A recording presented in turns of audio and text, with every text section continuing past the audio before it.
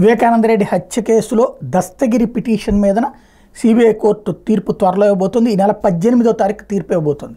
Approver కిందన అంగీకరిస్తుంది, ఎందుకంటే CBI కూడా అందుకు అంగీకరించేసింది కాబట్టి. తాజాగా వివేకానంద రెడ్డి కేసులో తనను సాక్షిగా పరిగణించాలని కోరుతూ 4వ నిందితుడైన షేక్ దస్తగిరి దాఖలు చేసిన పిటిషన్ మీద సిబిఐ కోర్టు తీర్పును వాయిదా వేసింది. వివేక్ హత్య కేసులో అప్రూవర్గా మారినందుకు తన నిందితుల జాబితా నుంచి తొలగించి సాక్షిగా పరిగణించాలని కోరుతూ వేసిన పిటిషన్ మీద శుక్రవారం సిబిఐ ప్రధాన కోర్టు న్యాయమూర్తి డాక్టర్ టి రఘురాం విచారణ చేపట్టారు.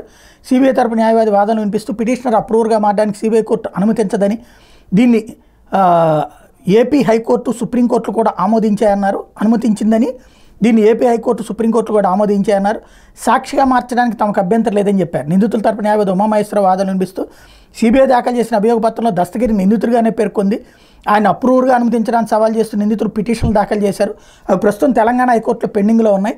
అందువల్ల దస్తగిరిని పిటిషన్ కొట్టేయాలని కోరారు. అసలు ఒక హంతకుడి పక్షాన సిబిఐ వాదించడం ఏంటి అంటూ ప్రశ్నించారు. ఈ మొత్తం అయిన తర్వాత తీర్పు రిజర్వ్ అయింది. ఈ నెల 18కి వాయిదా పడింది.